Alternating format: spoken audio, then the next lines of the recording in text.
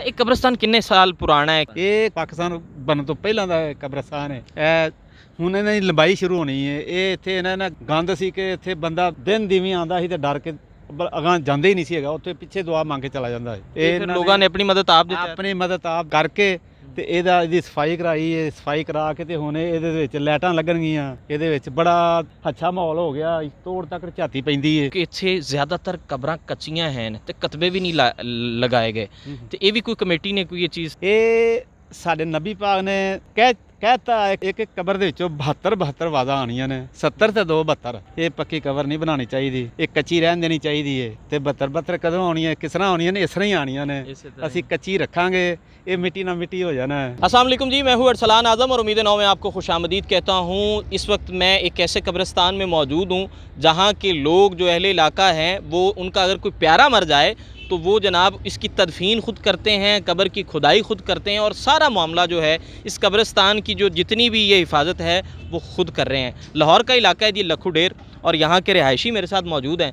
इनसे जानने की कोशिश करते हैं कि ये रवायत किसने रखी और यहाँ पे जो है ये कब्रिस्तान कितने रकबे पर मौजूद है जी। अस्सलाम वालेकुम। वालेकुम अस्सलाम। सबसे पहले मुझे ये बताएं कि ये बात सच है कि यहाँ की जो कफन दफन है, अगर किसी का कोई शख्स फौत हो जाता है या कोई प्यारा फौत हो जाता है तो उसका कफन दफन और कब्र की खुदाई और उसको दफनाने तक सारा मामला खुद किया जाता है? हाँ जी बिल्कुल खुद किया जाता है।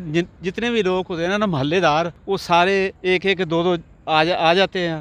आन के ते वो खुदाई करते ने तो दफन करके चले जाते हैं। ये बड़ी अच्छी गल है, बहुत ही वधिया गल है कि जेड़े आप जेड़े आंदे ने आप आन के दफना दे। कोई गौर कर नहीं रखा, कोई गल नहीं, कोई बात नहीं है। अच्छा, एक कब्रिस्तान किन्ने साल पुराना है, कितना पुराना है कब्रिस्तान? ये कोई पता ही नहीं सा। साडे जम्मन तो बड़ी देर पहले दा कहंदे ने कि हिंदुस्तान पाकिस्तान बनन तो पहले दा कब्रिस्तान है। अच्छा, इंदा रकबा कितना है? ਇਹਦਾ ਰਕਬਾ ਤਕਰੀਬਨ 1 ਮਰਬਾ ਹੈਗਾ। ਮੈਨੂੰ ਇਹ ਦੱਸੋ ਕਿ ਇੱਥੇ ਛੋਟੀਆਂ ਕਬਰਾਂ ਜ਼ਿਆਦਾ ਹਨ ਤੇ ਇਹ ਕੋਈ ਮਿੱਟੀ ਝੜ ਗਈ ਹੈ ਜਾਂ ਬੱਚਿਆਂ ਦੀਆਂ ਕਬਰਾਂ ਹੈ? ਨਹੀਂ ਇਹ ਆਪ ਲਾਈ ਮਿੱਟੀ ਹੈ ਜਿਹੜੀ ਹੈ। ਅੱਛਾ, ਇਹ ਹੁਣ ਇਹਨਾਂ ਦੀ ਲੰਬਾਈ ਸ਼ੁਰੂ ਹੋਣੀ ਹੈ। ਇਹ ਇੱਥੇ ਇਹਨਾਂ ਨੇ ਗੰਦ ਸੀ ਕਿ ਇੱਥੇ ਬੰਦਾ ਦਿਨ ਦੀਵੀਂ ਆਉਂਦਾ ਸੀ ਤੇ ਡਰ ਕੇ ਅਗਾਂ ਜਾਂਦੇ ਹੀ ਨਹੀਂ ਸੀ ਹੈਗਾ। ਉੱਥੇ ਪਿੱਛੇ ਦੁਆ ਮੰਗ ਕੇ ਚਲਾ ਜਾਂਦਾ ਹੈ। ਇਹ ਫਿਰ ਲੋਕਾਂ ਨੇ ਆਪਣੀ ਮਦਦ ਆਪ ਦਿੱਤੀ, ਆਪਣੀ ਮਦਦ ਆਪ ਕਰਕੇ ਤੇ ਇਹਦੀ ਸਫਾਈ ਕਰਾਈ ਹੈ। ਸਫਾਈ ਕਰਾ ਕੇ ਤੇ ਹੁਣ ਇਹਦੇ ਵਿੱਚ ਲਾਈਟਾਂ ਲੱਗਣਗੀਆਂ। ਇਹਦੇ ਵਿੱਚ ਬੜਾ ਅੱਛਾ ਮਾਹੌਲ ਹੋ ਗਿਆ। ਤੋੜ ਤੱਕ ਝਾਤੀ ਪੈਂਦੀ ਹੈ। ਇਹ ਸਭ ਕਿੰਨੇ ਕਰਾਇਆ ਹੈ? ਇੰਤਜ਼ਾਮਾਤ ਕਿੰਨੇ ਕਰਾਏ ਨੇ? ਇਹ ਕਮੇਟੀ ਹੈ। ਅੱਛਾ, ਇਹ ਕਮੇਟੀ 'ਚ ਕਿੰਨੇ ਲੋਕ ਨੇ?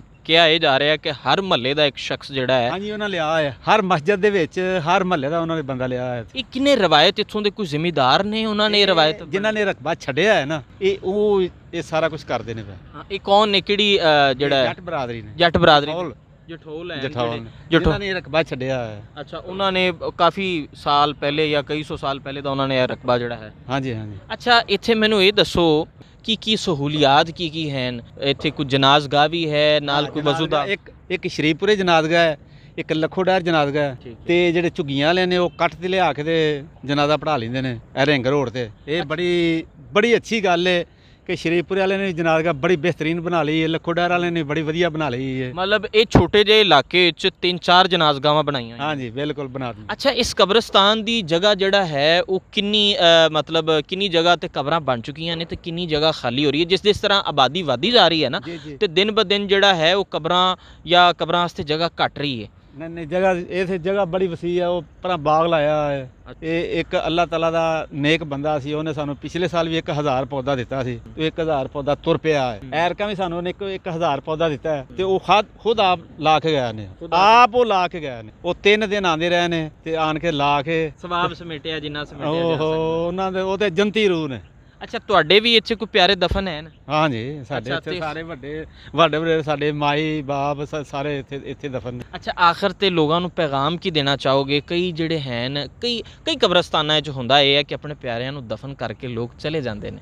ਉਹਨਾਂ ਲੋਕਾਂ ਨੂੰ ਕੀ ਪੈਗਾਮ? ਉਹਨਾਂ ਲੋਕਾਂ ਵਾਸਤੇ ਇਹ ਪੈਗਾਮ ਹੈ ਕਿ ਉਹ ਕਬਰਸਤਾਨ ਲਾਜ਼ਮੀ ਆਉਣ ਕਰਨਾ 8 ਦਿਨਾਂ ਬਾਅਦ ਜੁਮੇ ਰਾਤ ਨੂੰ ਜਾਂ ਜੁਮੇ ਨੂੰ ਲਾਜ਼ਮੀ, ਕਿਉਂਕਿ ਸਾਡੇ ਨਬੀ ਪਾਕ ਜਿਹੜੇ ਸਨ ਉਹ ਜੁਮੇ ਵਾਲੇ ਦਿਨ ਆਉਂਦੇ ਹੁੰਦੇ ਸਨ ਜੁਮਾ ਪੜ੍ਹਾ ਕੇ। ਤੇ ਇਹ ਉਹਨਾਂ ਨੂੰ ਆਉਣਾ ਚਾਹੀਦਾ ਕਿਉਂਕਿ ਅਸਾਂ ਵੀ ਮਰ ਜਾਣਾ। ਸਾਡੇ ਵੀ ਵੱਡੇ ਵਡੇਰੇ ਇੱਥੇ ਆਏ ਨੇ, ਅਸੀਂ ਵੀ ਆਉਣੇ ਆ। ਜਿਹੜਾ ਆਵੇਗਾ ਉਹਦੇ ਦੂਸਰੇ ਵੀ ਆਣਗੇ, ਉਹਦੇ ਮਗਰਲੇ ਵੀ ਆਣਗੇ ਤੇ ਜਿਹੜਾ ਅੱਜ ਨਾ ਆਏਗਾ ਉਹ ਵੀ ਭੁੱਲ ਜਾਣਗੇ, ਦੂਸਰੇ ਵੀ ਭੁੱਲ ਜਾਣਗੇ ਉਹਨਾਂ ਨੂੰ। ਇਹ ਨੇਕੀ ਕਰਦਾ ਹੈਗਾ, ਉਹਦੀ ਜਿਹੜੀ ਹੈ ਨਾ ਅੱਗੋਂ ਔਲਾਦ ਉਹਦੀ ਆਣ ਕੇ ਤੇ ਦੁਆਏ ਖੈਰ ਕਰਕੇ ਜਾਂਦੀ ਹੈ। ਇਹ ਦੇਣ ਦਾ ਲੈਣ ਹੈ। At the and the land. ਅੱਜ ਤੁਸੀਂ ਮਾਂ ਪਿਓ ਦੀ ਖਿਦਮਤ ਕਰੋਗੇ, ਕੱਲ ਨੂੰ ਤੁਹਾਡੀ ਕੋਈ ਕਰੇਗਾ। ਅੱਛਾ, ਆਖਿਰ 'ਚ ਇਹ ਦੱਸ ਦਿਓ ਕਿ ਇੱਥੇ ਜ਼ਿਆਦਾਤਰ ਕਬਰਾਂ ਕੱਚੀਆਂ ਹਨ ਤੇ ਕਤਬੇ ਵੀ ਨਹੀਂ ਲਗਾਏ ਗਏ, ਤੇ ਇਹ ਵੀ ਕੋਈ ਕਮੇਟੀ ਨੇ ਕੋਈ ਇਹ ਚੀਜ਼? ਇਹ ਸਾਡੇ ਨਬੀ ਪਾਕ ਨੇ ਕਹਿਤਾ ਹੈ ਕਿ ਇੱਕ ਜਗ੍ਹਾ ਇੱਕ ਕਬਰ ਦੇ ਵਿੱਚੋਂ 72 ਆਵਾਜ਼ਾਂ ਆਣੀਆਂ ਨੇ, 70 ਤੇ 2 72। ਇਹ ਪੱਕੀ ਕਬਰ ਨਹੀਂ ਬਣਾਉਣੀ ਚਾਹੀਦੀ, ਇਹ ਕੱਚੀ ਰਹਿਣ ਦੇਣੀ ਚਾਹੀਦੀ ਹੈ। ਤੇ 72 ਕਦੋਂ ਆਉਣੀਆਂ, ਕਿਸ ਤਰ੍ਹਾਂ ਆਉਣੀਆਂ ਨੇ? ਇਸ ਤਰ੍ਹਾਂ ਹੀ ਆਣੀਆਂ ਨੇ। ਅਸੀਂ ਕੱਚੀ रखेंगे, ये मिट्टी ना मिट्टी हो जाना है। तो नाजरीन, ये बुजुर्गवार हमारे साथ मौजूद थे। इन्होंने बताया कि अहले इलाका भी जो है वो भरपूर तावन करते हैं और हर मोहल्ले का एक शख्स जो है वो इस कब्रिस्तान की जो है वो ड्यूटी दे रहा है। एक शख्स कब्रिस्तान की कमेटी में शामिल है। और यहाँ की जो सबसे खूबसूरत बात जो हमें लगी है वो यही खूबसूरत बात लगी है कि जनाब अगर कोई शख्स फौत हो जाता है तो अहले इलाका के लोग अपने कामों से छुट्टी ले लेते हैं और छुट्टी लेने के बाद वो उनकी ये जितनी भी आखिरी रसूमात होती हैं उनमें शामिल होते हैं। बुजुर्गवार आखिर में पैगाम क्या देना चाहेंगे?